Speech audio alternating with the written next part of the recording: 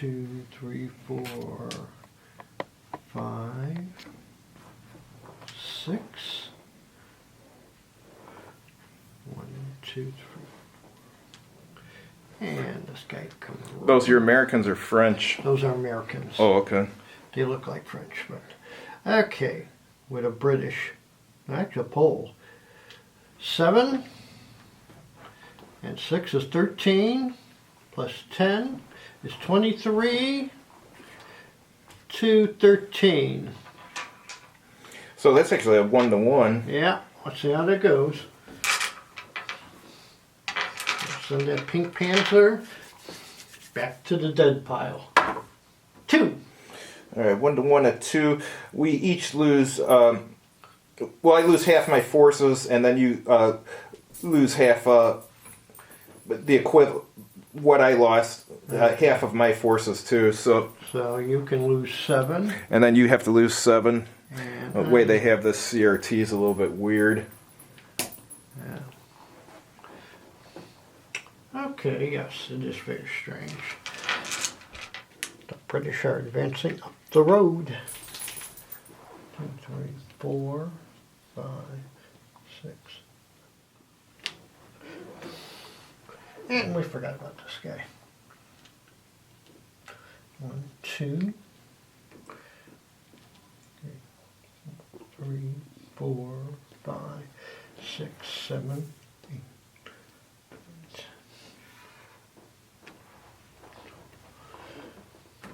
Okay,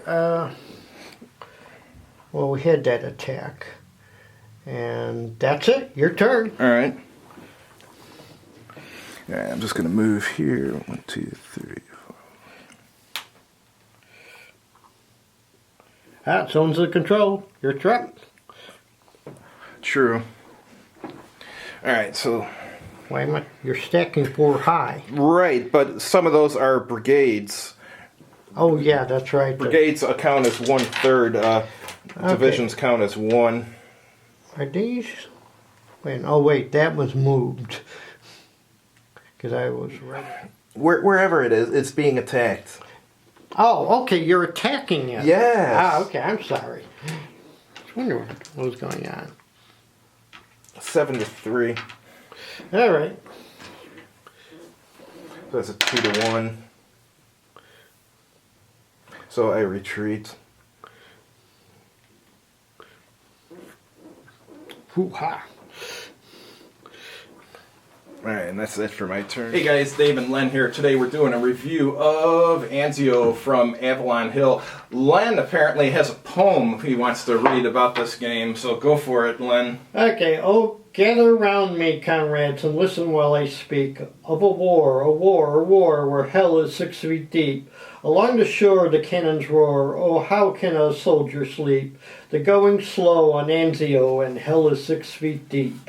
Praise be to God for this captured sod that rich with blood does seep. With yours and mine, like butchered swines, and hell is 6 feet deep. The depth awaits, there's no debate, no triumph we shall reap.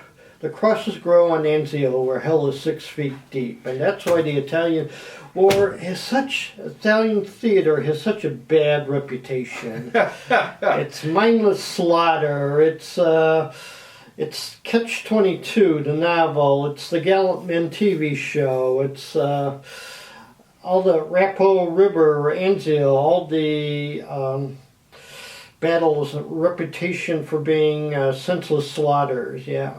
So now we understand why Anzio was Avalon Hill's poorest selling game. Well, I can understand why Anzio was Avalon Hill's worst selling game after just having played it. The setup for the game is just a headache. You got hundreds of counters of all different colors and stuff, and the setup sheets don't show you what colors they're supposed to be and stuff, so you don't know if it's going to be a Wehrmacht unit or a Luftwaffe unit. The only ones that are shaded on the sheet is the one SS unit, that's it. So it takes a long time to set up, and of course it's got the real tiny writing. on it, so you can read the combat and movement factors well, but it's hard to read if it's a division or a brigade because it's written so small, or what the unit ID is and stuff. That's really hard to read. As far as the game itself, the mechanics are alright. They're actually not bad. We just played the game 1, which I guess you would call the basic game. It doesn't have the step reduction like the advanced versions of the game, but yeah, the mechanics weren't bad, but it's definitely, I would say it's, the allies are favored in it, but what do you think of the game? Like the legend is that it's hard to set up. It is hard to set up. It's supposed to be worse with the advanced game because you got to put out the step counters. Well, the advanced game you have like 2 or 3 times as many counters too, in addition to the step stuff. They have various Italian units, partisan units, more Free French units and Polish units, and so on and so forth. And also, since the game is longer, you have more reinforcements, and of course you also have units that you could have to take off. So it's a very difficult, it's a very frustrating game for both sides. So yeah, I was disappointed in this game actually. I wouldn't call it a bad game, but Avalon Hill, game was from the 1960s. Their later 69. games, yeah, 69. Their later games were certainly better than this. And one thing I couldn't stand, I wish they had done is, if a counter is being used in game 1, I wish they'd just put like a dot on the top left corner or something, and then like a diamond or something if it's used in game 2 and so forth. Some kind of symbols, because it's just too hard to set up. But other than that, yeah, the gameplay's all right, but it's not worth the setup, and it's too heavily favored towards the allies for it to be much fun for the German player. yeah, I don't know. I thought we were using the traditional Avalon Hill Classic CRT, which heavily favored the Defender.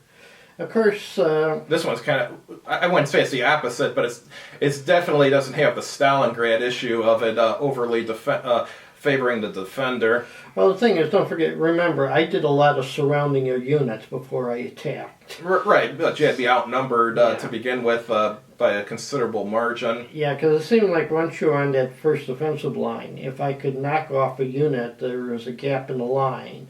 And your choice was either to fall back or stand and die. Yeah. So, and if you fell back, you had to try to outrun. I had a lot of units with a 12 moving factor. It's like they're moving down the roads like rockets. Mm-hmm. So, and unlike Mark Clark, I made a point to surround the units before I attacked. Which is a good idea, always. All right. But you got anything else on this one, or? No, if you are interested in Italian theater, okay, yeah, it's worth getting. Yeah. But if you don't, you probably want to be more interested in other games. Yeah. I mean, this makes any game about the Burma War exciting. At least the Burma theater we at least won. So. All right, thanks, guys. We'll have another review next week. It'll be something from Avalon Hill. I'm not sure what yet. Have a good evening. Mhm.